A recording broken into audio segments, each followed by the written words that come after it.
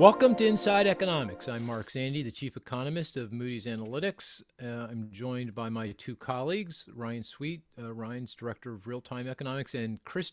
Cris is the Deputy Chief Economist. Hi, guys. How you guys doing? Doing all right. How are you, Mark? Good. I'm good. This podcast is one of our special podcasts. We did one, I guess, a week or two ago on inflation, the history of inflation. And we did that for the Thanksgiving week, and I got rave reviews for that. Yeah. Did you hear? A lot of people love that podcast Mm-hmm. around the history of inflation. Yeah, same here. People are reaching out on LinkedIn and really interesting. Yeah. That is interesting. So we need to digest that and continue on with that. And that's what we're going to do here. A similar kind of podcast this is for Christmas week. Because we're not going to tape live. So we're not going to do any statistics in this podcast. We're just going to focus on the topic at hand. And what we decided to do, I think it's apropos, given it's the last week of the year, is to consider 2022. We'll provide a little bit of context, what we think the most likely scenario is for the economy, kind of the baseline economic outlook in the middle of the distribution of possible outcomes.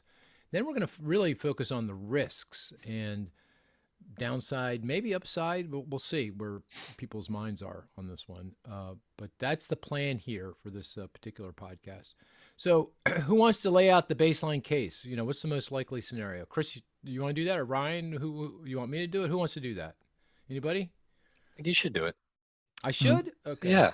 And you just did the forecast. You just did the forecast. Yeah. It's all fresh in your mind. Did I just do the forecast? What are you talking about? Oh, this past weekend. Yeah, mm-hmm. I guess I did. Yeah. Yeah, you might tweak it.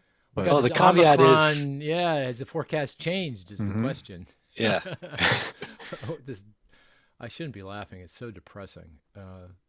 And we are recording this. I guess we should disclose. This is prior to the Jobs Friday, so this is before November's report is coming out. So.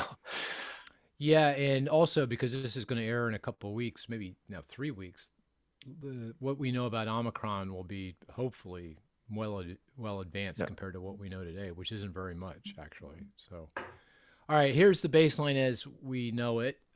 Just quickly, a couple numbers. GDP growth, calendar year 2021, that was going to come in up about 5.5%. For 2022, we're expecting 4 to 4.5%, so another solid year. So that means a lot of jobs. We're going to average monthly job growth between now and the end of next year, probably close to 500,000 per month, maybe a little less than that, because unemployment's going to come in pretty fast. The unemployment rate is 4.6, and I would expect the unemployment rate to be well below 4, maybe closing in on 3.5%, which would be kind of consistent with full employment by the end of next year going into 2023.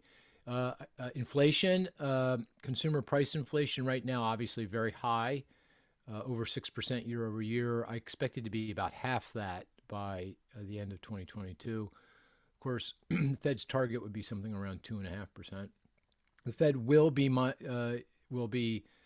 normalizing monetary policy, so they'll end their taper sometime next spring, early summer, begin raising short-term rates soon thereafter, probably 2-3 rate hikes next year. I think we have 2 in the forecast. We might have to put 3 in, depending on how things go here.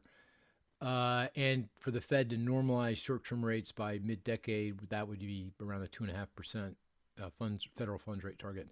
10-year Treasury yield, our favorite forecasted debate. Right now, we're sitting at 1.5%, down because of this Omicron scare, and we expect it to end the year about 1 3/4.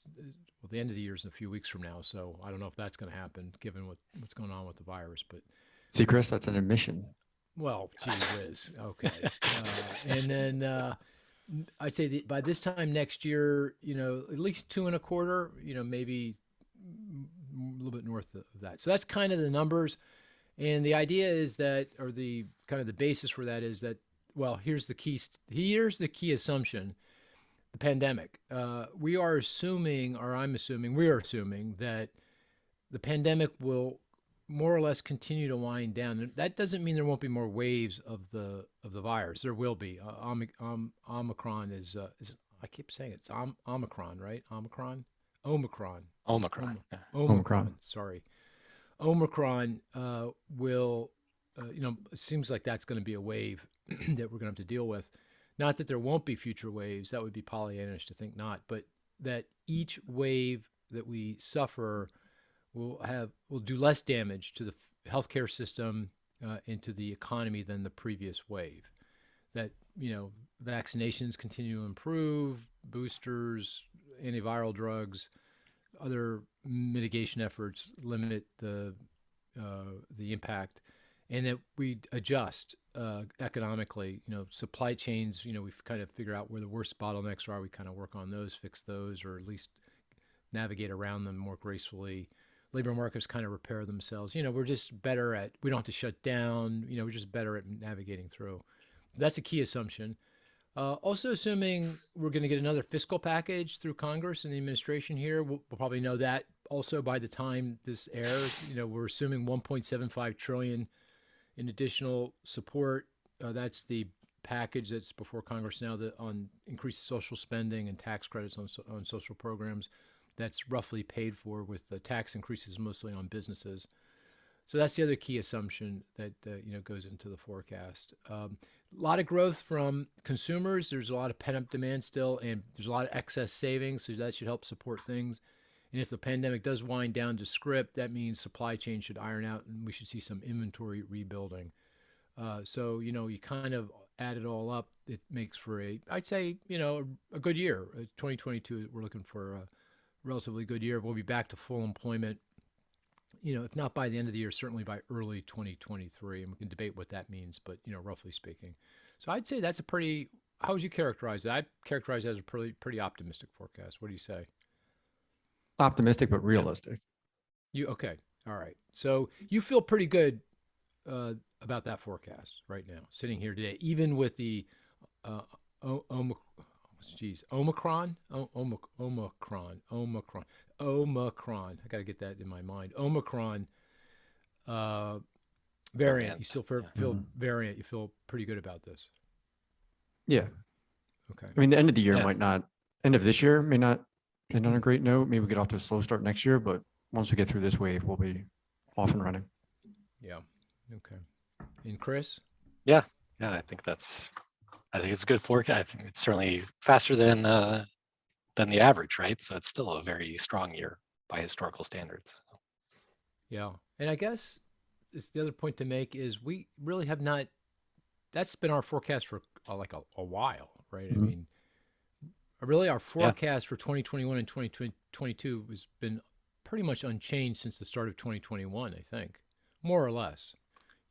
Maybe took a little steam out of 2021. We didn't count on Delta wave doing as much damage. Maybe a little stronger for 2022 because we would expect some catch up. But really broadly speaking, the contours of the forecast have been, I think, largely unchanged for a while here. Yeah. Okay. Yeah. Anything else about the baseline I think we should point out? Any other numbers? Any other aspects of the outlook that we should point out to people? No, I think you covered it all. No. Yeah, okay. I think it's moderation in prices, so inflation, and then also some moderation in asset values as well, right? So growth in house prices and stock prices, it's also baked into the baseline as well. So kind of a glide path towards an equilibrium. So that's a key assumption, I would say. Yeah, that's a good point. So stock prices, housing values, credit spreads in the bond market, asset markets feel pretty juiced, and we're assuming that as interest rates slowly rise as the Fed takes its foot off the accelerator, that essentially these markets go flat for a while and let everything catch up. Corporate earnings catch up with stock prices, incomes and rents catch up with housing values. But we don't see any. There might be a correction, but it's not going to last the stock market, but it's not going to last very long. And there might be some price declines in some of the really juiced up markets, like a Boise or a Phoenix, where prices have risen by a third over the past year. We might see some price declines as, work from anywhere kind of unwinds a little bit here. Okay, that's a really good point. So do you know where we are relative to consensus? Yeah. Where are we relative to So consensus? 2022, the consensus is 3.9% for GDP growth. Oh, okay. So we're about half a point above that, probably. Correct. Yeah. Any other consensus? What about inflation? What's the inflation consensus? Do you know? 3.7 on the headline CPI. 3.7. That would be pretty consistent, I think. Mm-hmm. You know, we were at 6, and I said it's going to be at 3 by the end of the year. Yeah. So Yeah, maybe we're a little on the high side relative to consensus. Unemployment rate 4%. Average monthly job growth 314,000. Okay. oh, well, that's a little less A little less optimistic. than us. Yeah, a little less optimistic on jobs. Unemployment sounds like about the same, maybe a little less optimistic. A little less. Yeah. Yeah. Okay. So I guess it feels like, I guess broadly speaking, you'd say we're a little more optimistic on growth than the consensus view, but really Yeah, But not much more. not much Yeah. more. Yeah. Not materially more. Okay. Okay, good. All right. Okay, so that's the baseline. That's the most likely scenario. And of course, boatload of risk around all of that. So I think the way I would like to do this is just might one of us go and identify. I think we should, let me ask before we do this. Let me ask you the question: are the risks to that baseline symmetric? Meaning, are the downside risks? No. Okay, Mm-hmm. so what are they? Yeah. Downside risks are greater. I don't know if we have enough time for this. Oh, really? We're gonna need a long time. Really? Why? No, because we can just between the three of us, we could probably rattle off 5, 10 key downside risks. Oh, I see. Right. But so you're saying the risks are you're saying that the downside risks predominate Correct. compared to the upside risk. Yeah. Okay. Mm-hmm. And the reason being the pandemic fundamentally. Yeah, and all the downstream effects of the pandemic. So you can go pandemic to supply chains to inflation to Fed policy errors. There's lots of downside risks. Okay, And so like 4.5% growth under the baseline is already quite optimistic, right? So Yeah, can it really get Correct. much better than that? That's a great Possibly, point. but Mm-hmm. Because we're assuming we get back to full employment. If there's not, you can't beat that. It's pretty hard to beat that, actually, right? yeah, And almost by definition, you can't beat that. Right? I mean, you could, but that means then you got higher inflation and exactly. an overheating That- economy. So, that's so a you're kind of downside. limited. You're kind of limited on the upside here. That's right. Okay, well, think a little longer term. Is Yeah, there? yeah. So then the There- risks become more symmetric. Well, I think there are some upside risks to next year that we can talk about. Certainly. Okay, But you let's can do come up that. with a lot more downside. Oh, You yeah, come up with exactly. more Yeah. downsides. Yeah, right. By the way, we have this pretty cool risk, what I call risk matrix, that because it's so hard to keep in mind, at least in my mind, all the downside risks. And of course, a lot of the folks that we work with, they're primarily focused on the downside. They don't really participate on the upside, so they want to know more about the downside. And this matrix shows in the horizontal axis the expected severity of the risk, which I kind of think in my mind is like a kind of a present value of the economic loss if that risk were to come to fruition or if shock would occur. And the vertical axis, the y-axis, is the probability of that shock, and you can see all the different risks that are there. I have that in my mind's eye. Maybe we can provide that on the YouTube or something with this video. People might appreciate that. Okay, so It's on the Economic View website too. Oh, is right? it? Mm-hmm. Do we have it up there? Not my Yeah. version, I bet. Not your version. I was going to say I was a little nervous about this podcast because your risk matrix differs a little bit from mine. Not a lot, but I think I just have a lot more on there. I spend a lot of time on that matrix. It really helps me think about, what these risks are and where they kind of land in terms of, probability of happening and, what would the macro consequences be if they do happen. And we update it every month. So it's very helpful to think, how these risks are evolving. And so you'll see how they move on our website. So Cris and I will go back and forth. And recently this is not what, I guess it could be a risk You for and 20. Cris go back and forth. So you don't include me in this conversation. You're busy. I don't want to Is bug that you. that's what's going on? No. Oh, all right. So we added cyber attacks recently. Oh, good one. Cris came up with that one. I thought that was an excellent one. Yeah, I would have come up with it if you had invited me. I mean, I would definitely contributed to that. but you know, But you're more than welcome. It's just an email. It's not like, no we're big having deal. coffee and stuff. Okay. All right. I hear you. I feel like I'm being left out. I'm just saying. No, not at all. Not at all. Okay. Welcome to the party. No, don't worry. I'm good with you guys doing it. And I'll go down my own path, and we'll come together every once in a while and see. Because that might not be a bad thing to do anyway. I really don't think they're going to be that different. I don't think so either.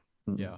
All right. Well, let's since the risks are indeed for 2022 skewed to the downside, let's begin with that. So, Cris, why don't you go first? What's your downside risk? And why don't you lay out for that risk the kind of your baseline view, and then what the risk is, and how you're thinking about it.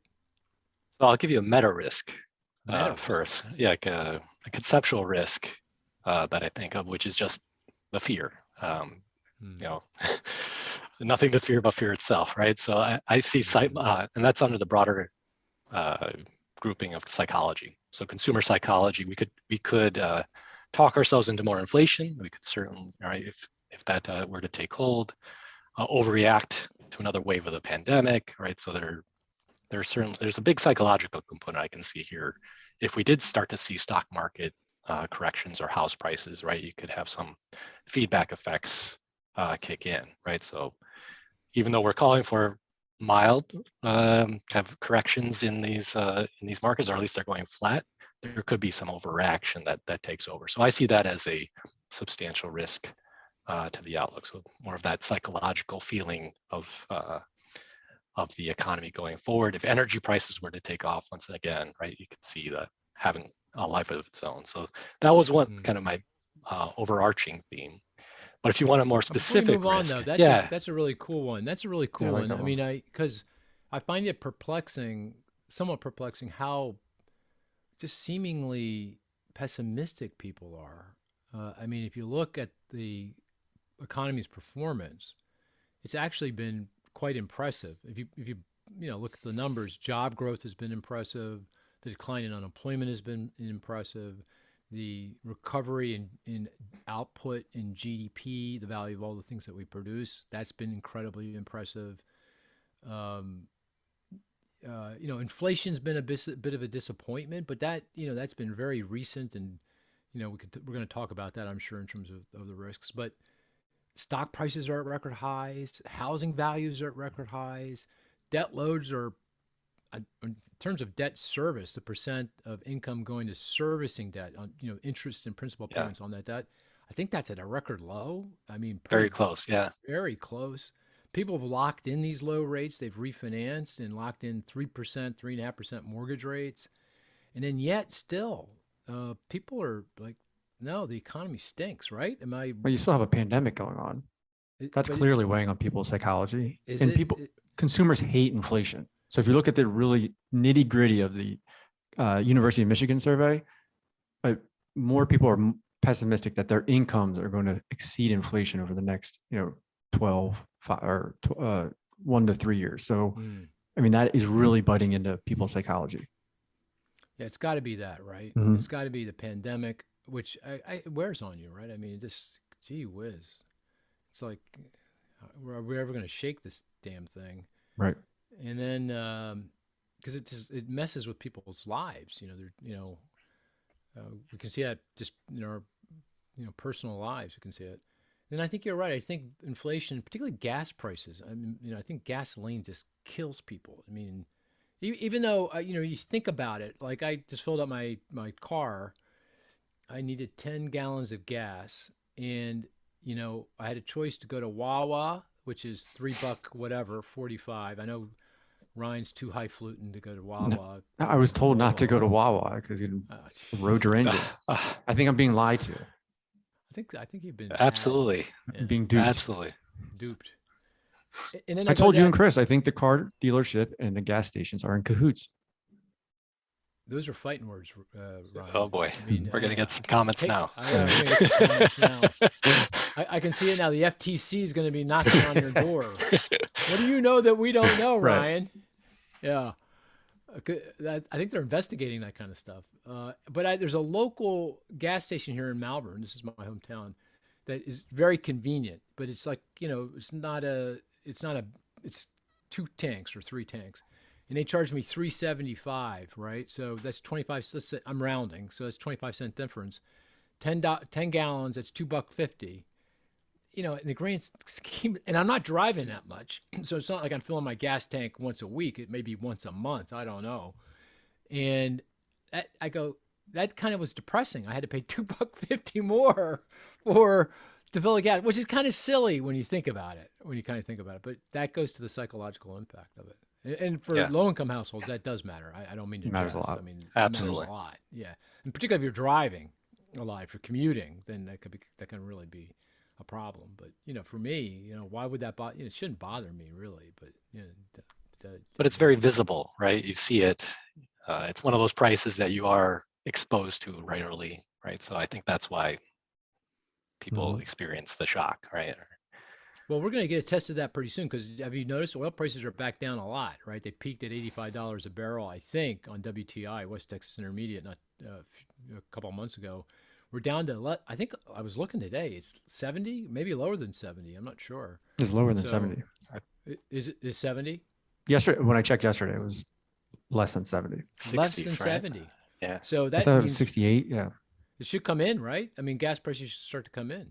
Yeah. So the way Well, according to your forecast, that's right. your forecast. Well, We have a bet, right? On one of these. We do have a bet? I think on one of the podcasts, we have a bet on the oil prices. I can't keep track of all these No, I bets.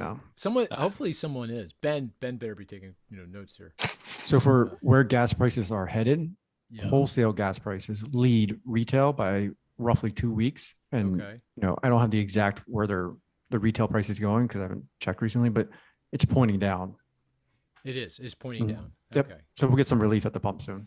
Okay, we'll see how what impact that has on the collective psyche here. But yeah, that's a good one, Cris. That's a meta risk. It's just the psychology of all this. You know, are people just going to get? Have you also noticed people are just kind of, maybe it's just me, but I've noticed people are really, they're just not quite as nice. Have you noticed that? I mean, everyone's a little on edge, slightly nasty. I don't know. No comment. No comment. Okay. It's Philadelphia. We live around Philadelphia. Yeah, it's got to be. Maybe we have a reputation. Yeah, but it's worse. And I'm just imagining things. You're imagining things. Okay. All right. What do you think, Cris? I was going to say that the concern about fear and psychology also translates into other risks that we'll talk about. I am worried about, say, the election, right? And I think there's some tribalism going on here as well. So that worries me that, we get into the midterms next year and what's that going to look like? So Mark, on your risk matrix, do you have social unrest? I do not.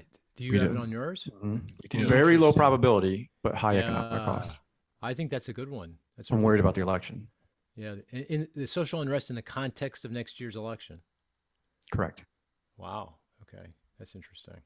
Yeah. But that even feeds into the sentiment indicator, right? So if you look at the UMich, I don't know if you've seen the University of Michigan confidence numbers. They actually break it out by political party as well, and it's a very telling statistic, right? Right now, Republicans are depressed, and Democrats are pretty optimistic.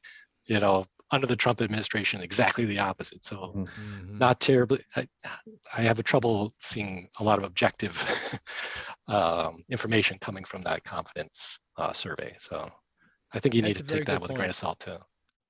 Oh, so you're saying the sentiment in general is maybe not as useful because it's colored by our own political, social, cultural kind of prism. Yeah, some economists have done work on this where they look at is there political bias in consumer confidence surveys, and they found some evidence of it. Yeah. Yeah, I have noticed that the D's versus the R's versus the, I guess it makes sense to look at the independents and how they're thinking about things. Maybe that's the group we should be focused on. The line that they drew was that, who's more likely to respond to a survey is who's more optimistic. So, if a Democrat's in office, then Democrats are going to respond. If a Republican, then Republicans are going to respond. Yeah, right. That makes so it was interesting. Total sense. Yeah, it makes total sense. Okay, so Cris, you had another downside risk though. The meta was just an appetizer, right? That wasn't your real. Yeah, that's right. I've got plenty of other ones, but no, my second one is housing, And we kind of touched on Of that. So course. some type of housing correction, of course I'm going to go there. Yeah. Right. Okay, so what? Just explain that. By the way, I'm writing a op-ed for the Post on housing bubbles. I need to send it to you so you can. Oh, okay. Yeah, yeah. I'm writing the But housing outlook then for us, so we should coordinate. Well, yeah. At least see what we're saying. Yeah, that'd be good. So what's the deal on house prices? What are you saying? What's the baseline and what's the risk? So the deal is that house prices are way up, right? 20% year over year, right? They've been decelerating a little bit over the last few months, but still we've got very strong year over year house price growth, much stronger than the 5% average that we have historically. So anytime that alone is a cause for concern about overvaluation or bubble, right? Anytime you see prices rising quickly, just as we are concerned about inflation, it brings up bubble concerns, so some type of correction concern. So in terms of the outlook, all right, we have moderation, right?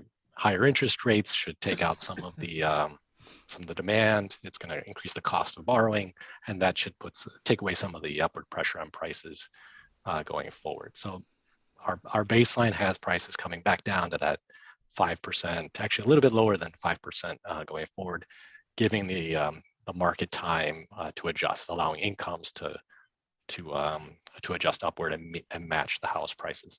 So that's the baseline. The downside risk, though, is psychology again. I think if we do start to see those prices moderating, and in some markets you actually see price declines, like a Boise or like a Idaho, then you could see psychology take over.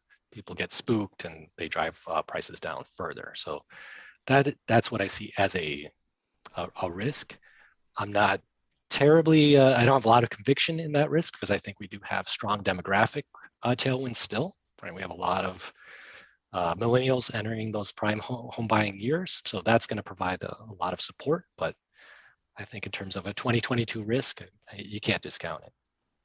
Yeah. So, I mean, on the list of the list of downside risks, would a more serious decline in house prices be at the top of the list or in the middle of the list or at the bottom of the list? I mean, did you pick this because this is really at the top of your list, or you picked this because you thought this was, something we should be focused on because it's an important risk, but not necessarily one of the big macroeconomic threats? Yeah. So in terms of macro, I'd say it's a medium, middle of the road, but it is a significant risk for a lot of households, obviously, homeowners, right? This is really important to them. So I think there would be consequences if we actually did, and certainly a large correction would have large consequences on the economy. But in terms of the probability, I put it in the middle. Just to push back, excuse me, a little bit. Sorry, yeah. I drank some Wawa coffee, went down the wrong pipe, so I apologize for that. To push back, so because obviously you're going to compare what's going on now in the house with house prices with what happened in the previous house price bubble back in the mid 2000s prior to the financial crisis. That that was obviously a bubble that burst. Prices fell very sharply. Right. But there's a couple big differences. One is between now and then. One is that today we have a very severe shortage of homes.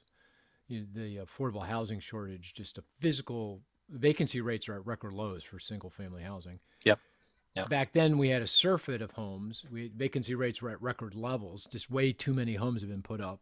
Couldn't figure out how to fill them. Second big difference is today mortgage underwriting standards are tight. If you want to get a loan, and by the way, the loans are plain vanilla, 30-year, 15-year fixed rate, prepayable, right down the fairway kind of mortgage, nothing fancy. Income is well documented, credit score, appraisal well documented, nothing fancy here. But back, in the bubble over a decade ago, you had a lot of adjustable rate mortgages. You remember the ubiquitous 2-year subprime ARM loan that exploded on people. The 228. The 228. And of course, there's a lot of fraud in terms of the underwriting. People just lied about their income and appraised values. So does that mitigate the risk? You're not saying bubble like bubble circa 2006. No, no. So Yeah.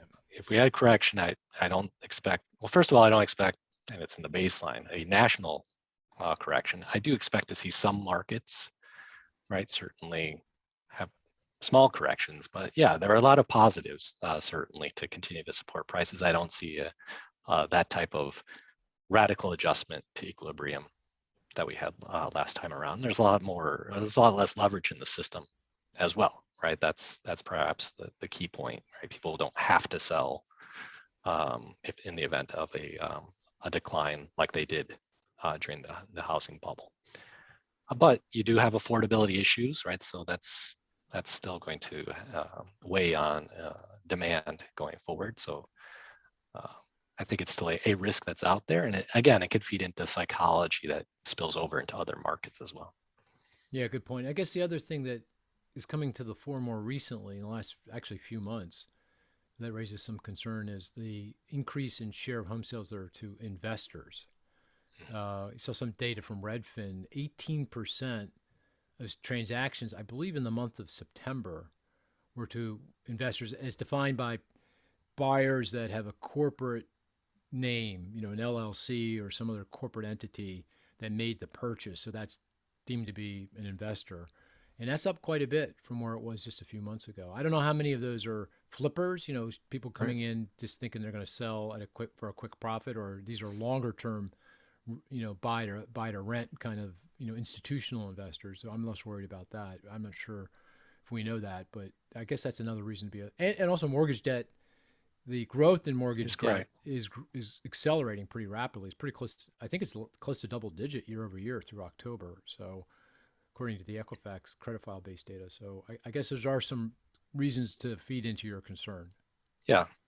Yeah. I'm more concerned actually longer term, because I think the demographics actually are less favorable 5-10 years from now. Right. Right. Yeah. That, you mean just because the aging of the population, millennials are already in, immigration is slower, just underlying demand is going to be weaker because the falling birth rate. Falling birth rates down the road. The generation after the millennials is small. Yeah. So or smaller. Yeah, so good point. Demand's going to go down.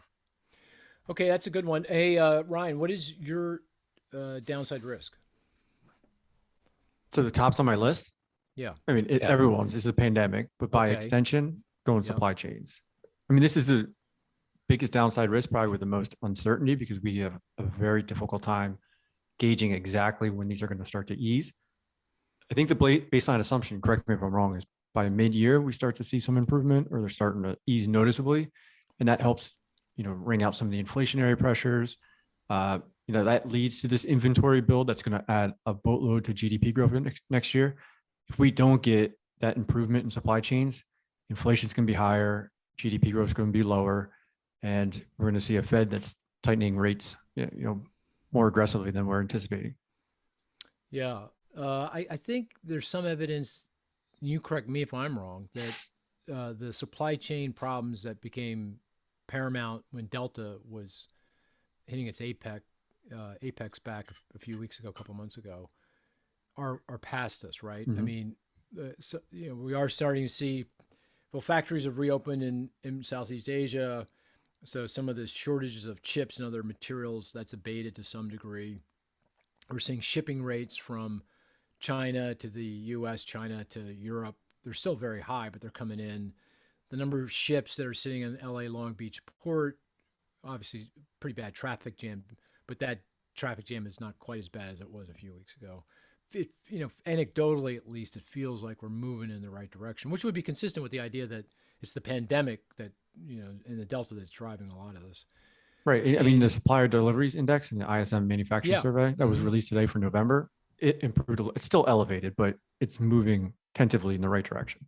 Oh, good. So, but what you're saying is, even with the pandemic kind of playing out the way we think it will, kind of receding, it could end up being the case that getting these supply chains back in a more reasonable place is going to be more difficult. So we still are plagued with shortages of product and high rates of inflation for those products as a result. Because I agree with you that the economic cost of each wave in the US from the pandemic will be smaller, but it's the policy response in APAC that's going to be really, really important. And, if you get another wave in, Singapore, Thailand, Australia, these countries have shown evidence that, they'll tighten restrictions pretty quickly, and that would exacerbate, these supply chain problems. China, China's another example. Yeah. Good point. So if Omicron nails, and of course, everywhere in the world, everyone seems to have their own way of dealing with the pandemic. In Asia, they tend to shut things down. I mean, China shuts everything down. There's a no COVID policy. Even in Southeast Asia, they feel like it's relatively quick to curtail things, shut things down. Yeah, New Zealand and Australia were really quick during the Delta variant. This time around, they seem like they're going to take it a little bit more cautious, but they're not as lax as we are in the U.S. Right. So you're saying if Omicron shows up in Asia, China, and those countries respond in the way they have been so far during the pandemic, which is just very restrictive, shutting down travel, shutting down trade, closing ports, closing factories, that's just going to re-scramble everything on this. It just kicks the can down the road further until we get that improvement in supply chains. Yeah, that's a good point. That's a really good point. You guys are depressing me a little bit. So. Well, I got an upside one. Yeah. Okay, because we're going to definitely come back. We always end on a positive note. Yeah. Okay. All right. Those are all really good, and I think with the risk matrix my risk matrix in my mind's eye, they all kind of are in that northeast part of the matrix. Where probabilities are relatively high, and the expected loss, the loss given that risk, are pretty high as well. I'll point out another risk. And that is that worries me. Is China slows down more than anticipated. So in our baseline worldview, again, relatively optimistic, we're expecting China growth rates to slow. They already have. So if you go back, I'm going to pick a date, 5 years ago, the underlying growth rate in the Chinese economy in terms of GDP was probably 7-8%, probably closer to 8% per annum. I'd say it's now down to about 5%. And we're expecting over the next few years for it to kind of glide a bit lower to about 4%. So still strong, by our standards, the developed world standards, but significant moderation. But I'd say the risks there feel like they could come in a lot weaker than that. I mean, got a lot of things going on. One, we talked about COVID and their COVID policy. They just shut things down. So if they get hit again, they'll shut things down, quite dramatically. There is the fact that they're working to address some of the more structural, longer-term problems they have, including very high leverage. They've been borrowing a lot of money, households and the corporate sector in particular. And debt loads are now high, and I think there's reasonable concern. You could see that with the collapse of the Chinese real estate company Evergrande. They defaulted on all their debt. I think it was some $300 billion. So that kind of deleveraging process, or at least that slowing in leveraging, that's slowing growth. And then they're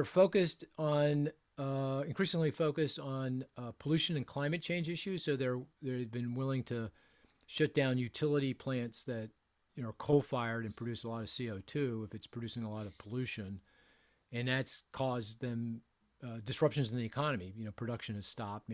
Factories have had to stop because they can't get electricity.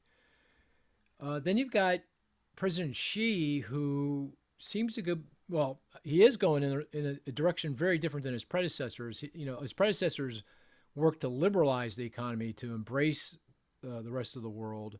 The rest of the developed world, the U.S. and Europe, and engage, and and open up politically, and that's not what she's doing. He's going in the opposite direction, and I can't imagine that's good for growth. And then, probably most fundamentally, the fact that the U.S. and many other developed economies are now confronting China on a lot of their policies that people just don't, and I think appropriately so, they're just not fair. Cyber issues and intellectual property issues and ownership rights and those kinds of things.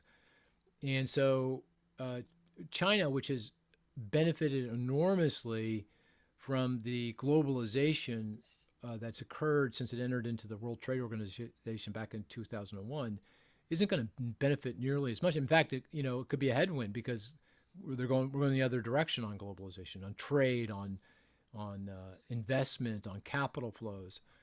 I can go on. Actually, we had a podcast on this. I highly recommend. We talked to a fellow named Dan Rosen, who's head of Rhodium Group, who is a China bear, but he did a pretty good job of making a case here. So I think there's real good arguments that growth is going to slow, but it could slow much more than we're anticipating, particularly if tensions between the U.S. and China, which seem to be quite significant around a lot of different issues, from Taiwan to the South China Sea to lots of different points of tension, could boil over. I think this could be a problem. And of course, China is a key source of global growth. It's the second largest economy on the planet. The relationship between the U.S. and China on trade and is fundamentally the most important relationship economic relationship on the planet. And if that gets disrupted, that could really slow growth and reverberate in many different ways across the globe. Commodity markets, emerging markets, and ultimately back on us. So I see that as a significant risk. What do you guys think? Did I nail that?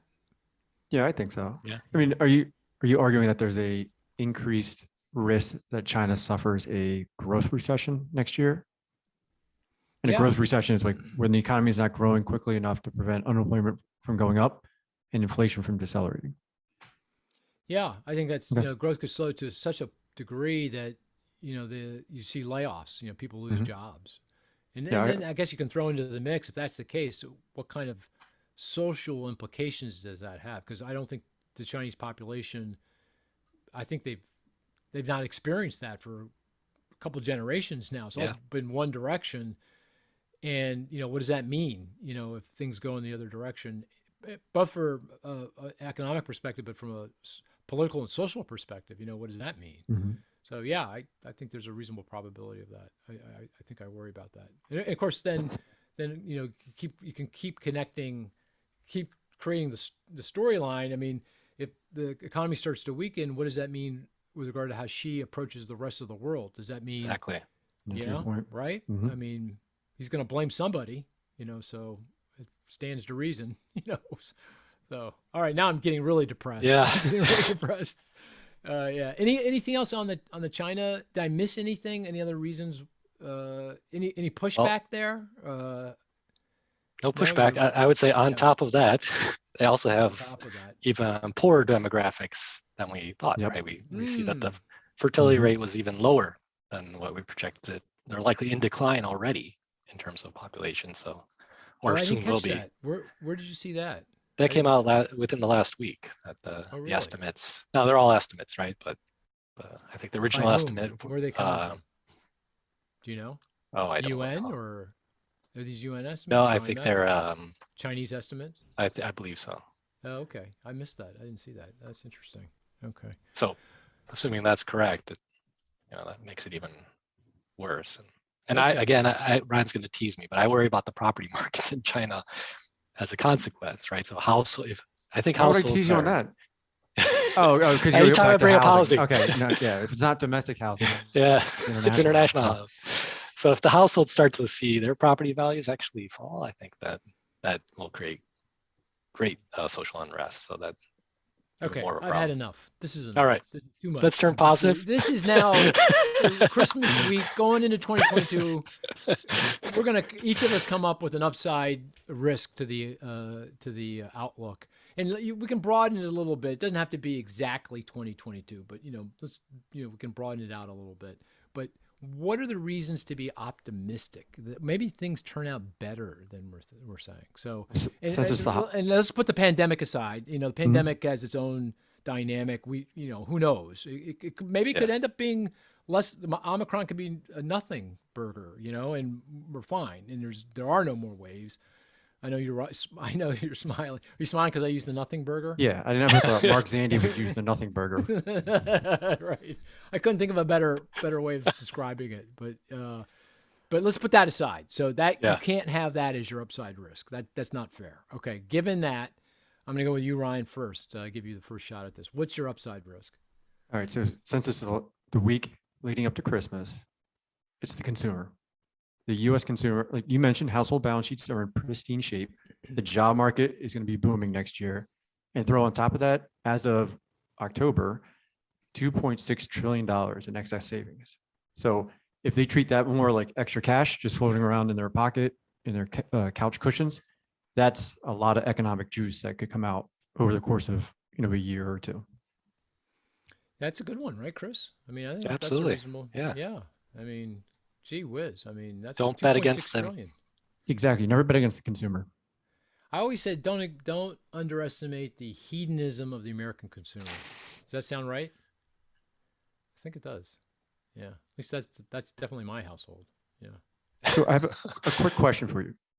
Mark, Paul one time saw me quoted in a newspaper saying the American consumer, and he said it's she. Is that correct? You described the American consumer as she.